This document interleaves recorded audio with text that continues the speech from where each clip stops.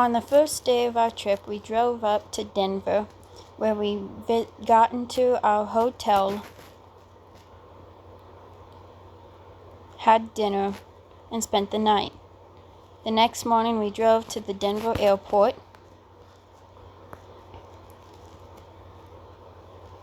where we eventually waited in line to check in and get our boarding passes. We waited around for our plane to announce boarding. Then we boarded our plane and flew to Canada. Once we landed in Canada, we unloaded and regrouped and then had some time to explore the Canadian airport. It wasn't much different than any other airport I've ever been to, but it was very clean and not very crowded, so that was nice.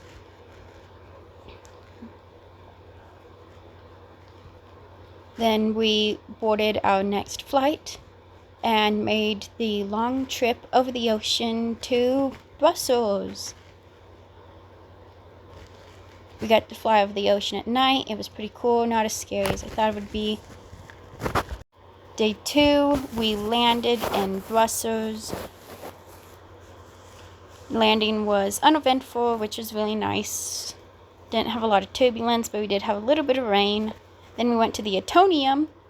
The Atonium is a large public structure. It's kind of like a museum. There's lots of interactive art. They had these really cool LEDs that would flash in different patterns and to different sounds, and you could walk up inside of it. It was several stories tall, so there was lots of stairs to take. We also got lunch afterwards. I had the salmon poke bowl. It was very good. Then we explored downtown Brussels and saw lots of very unique historical buildings, walked under hanging gardens, and originally came to the town square where we got to see some historic government buildings that are still in use today.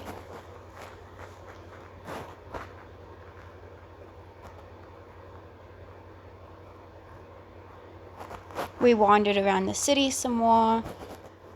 Come day 3, we were feeling much better rested and drove around the city some. We'd seen some newer government buildings and then went to this historic train station that had been remodeled into a mall and business complex. At the station, there was a grocery store that had these wonderful strawberries. They were very delicious, and we were having fun collecting all the local currencies. Their currency is a bit different than ours. They have a lot more hard money than paper money. Underneath the train station there is a business where they grow mushrooms out of coffee grounds. We got to see how they grow their mushrooms and the rooms where they grow their mushrooms in. They actually say that their mushrooms grow so well in these cold storage areas that they're often struggling with wild species of fungi and mushrooms contaminating their mushrooms. So that's just how good the mushrooms grow down underneath the train station. It was very fun to see the mushroom operation. Then we drove some more and we seen all of these cute little snub-nosed semi-trucks. We all thought they looked like pugs, and then we visited a goat farm. We got to see the milking station where the goats are milked. It was very hot in the milking parlor, and then we went out to the barn to see where the goats are kept. The goat farmer uses 2 breeds of goats. He uses Alpines and a second breed from Switzerland. We got to hang out with the goats and pet them and meet them. They were all very friendly and loved to chew on our clothing. Then we tried some goat cheese made from the goats and walked around a botanical garden where I found this really neat old double tree hanging on the fence. Day 4 was very exciting because we drove down to Lumixburg. On the way there, we visited this citadel. If you don't know what a citadel is, it is a fortress, and it's often where people would meet to trade and study. This citadel sat on 2 rivers, and it was often used as a point of trade for merchants to meet together and decide how much to sell their items. Standing on the walls really felt like something out of a fantasy book. The view of this city almost made me feel like I was looking over King's Landing. Next, once we made it down to Lumixburg, we went to the town square. We got lunch, and of course I got a slice of cheesecake, and I found these sycamore trees, which we do not have sycamore trees in Colorado. We saw more buildings. I loved the architecture. All this carved stone was very pretty. We visited a second fortress, which was in the side of what they consider a mountain, but what we would call a mesa. It was several miles of underground tunnels that were carved into the side of the mesa and were used to protect the city from invading forces. It was a lot like walking around at Mesa Verde in the cliff palaces, and the views were amazing. In that river down there, we did see fish, although our tour guide could not tell us what type of fish they were, although we do believe the fishing would have been good. Just about every green space had some type of garden or bed of wildflowers. This was another picture of us at the first Synod. Our day in Lumixburg was very nice, and I am glad I got to go. Day 5, we drove up to the Netherlands. On our way there, we'd seen lots of sheep and cows in the pasture. We drove under these long tunnels. Some of them were overpasses for boats. Above the tunnels were filled with water for boats to cross over, and some of them were runways for the local airport. So we were both driving under boats and airplanes. The tide was out at low tide, but we still got to see lots of water. And we went to the beach and got to hang out at the North Sea for a little bit.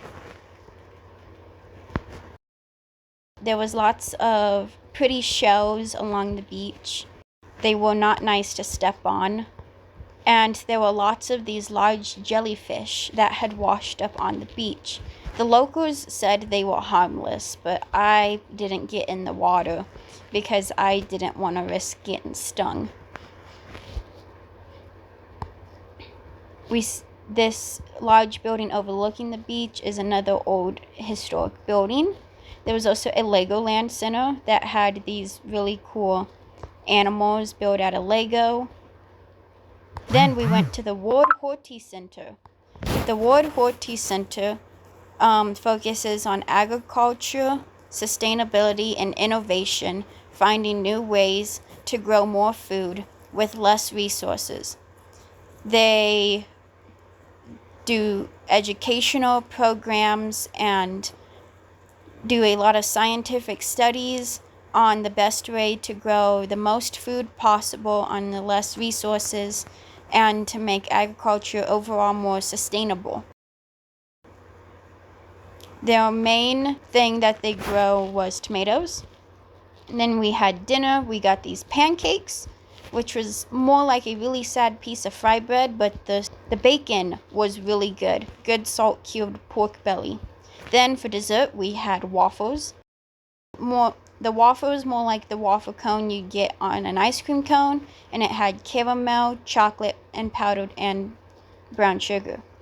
The hotel we stayed at was huge and very roomy. Had a lovely deck that we could sit on and see a beautiful pond with all kinds of waterfowl. Because the Netherlands has so much water, they have quite a variety of waterfowl, and we saw lots of different birds and ducks we'd never seen before. Day 6, we went to a tulip farm. When we arrived at the farm, we were greeted with tea and biscuits. They were all very sweet. Then we visited the processing facility This machine right here is sorting mature tulip bulbs from immature tulip bulbs. Then the tulip bulbs are loaded into these boxes for storage, where they are then peeled. The peelings off the tulip made into biogas that can be burned for clean energy. The tulips are then dried so they do not rot in the boxes, and then they can either be sold to make the farm money or they can be replanted for next year's crop. We then visited a garlic farm where we were mostly shown the harvesting equipment for the garlic.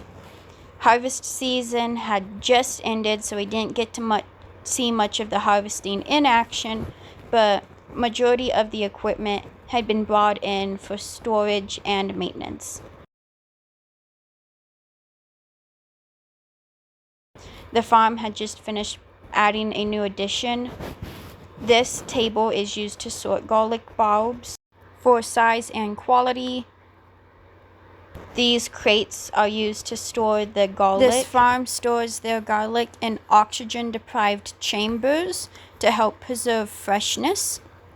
When the garlic is ready to be shipped out to the store, they are put in these individual boxes. And this farm even has a food truck where they go to local fairs and events to sell their garlic.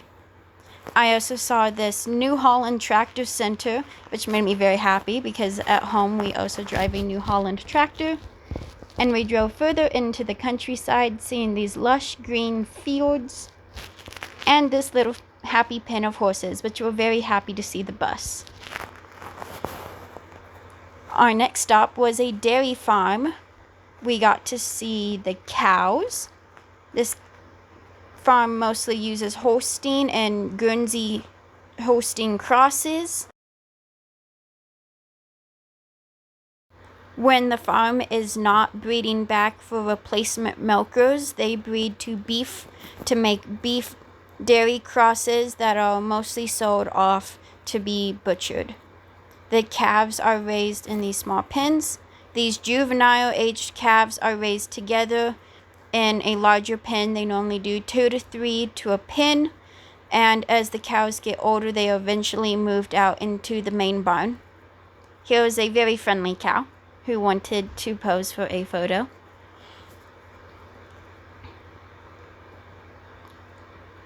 And these cows are kept on slat floors, which was strange to see because in America we keep dairy cows on concrete.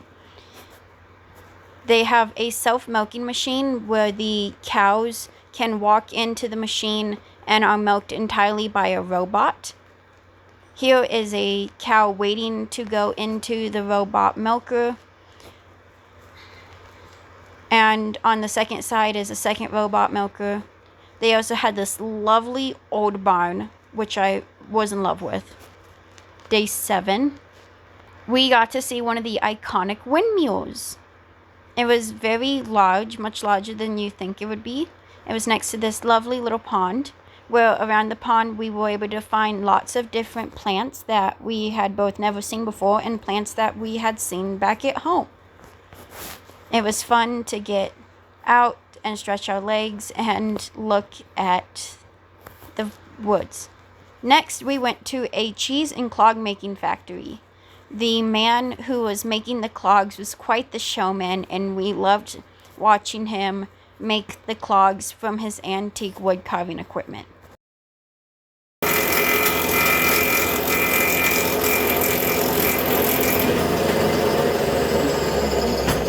Oh, laddie, laddie, yay.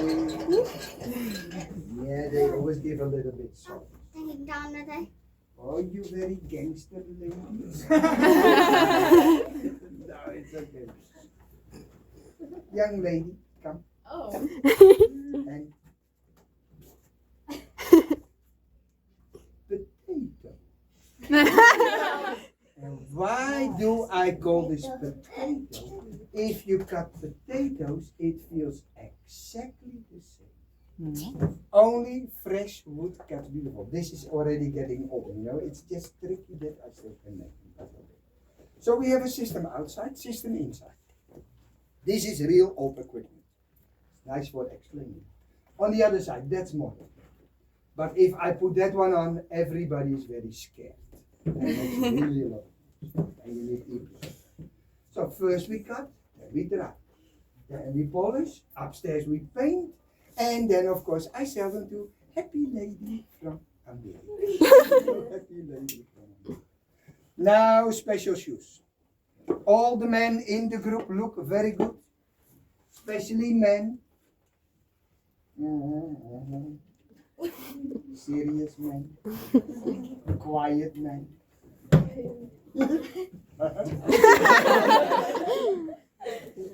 Happy men.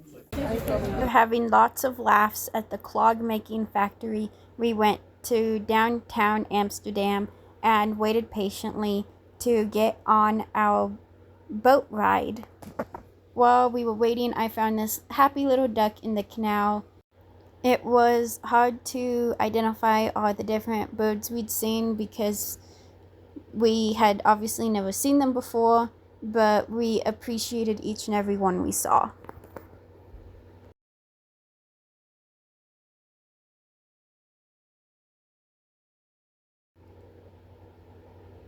Then we got on our boat, and it was a new wait as we waited for the captain to make sure everything was in order for us to safely depart.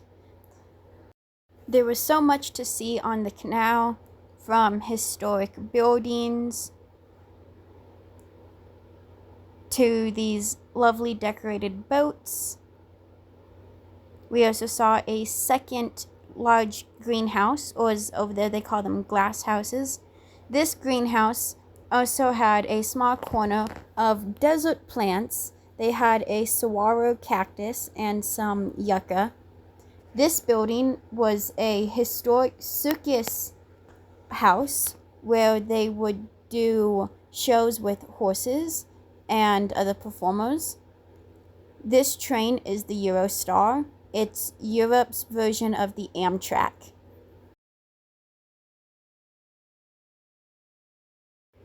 After leaving the boat ride, we walked around downtown some more. It was fun to walk around Amsterdam. The city was clean and quiet. Almost the complete opposite from Denver. Although over there, bicycling is very common and they will run over you. We got to see lots of more buildings and had some time to shop and explore. There was a public train, and we ended the day sitting next to the water and enjoying the peacefulness. Day 8. This was our last day. We got to the airport in Brussels and saw the famous human clock. This clock is a public art feature where every time the hand changes, a man inside the clock paints a new hand. Obviously, it's not a real man, but it's fun to think there is. Overall, our time over in Europe, in Brussels, Lumixburg, in the Netherlands, was very fun. There was so much to see and do, and it was hard to fit all of it into one video. We're still keeping it at a reasonable length. I hope you enjoyed watching my video about agriculture in Belgium and the Netherlands, and I hope you have a nice day. Thank you.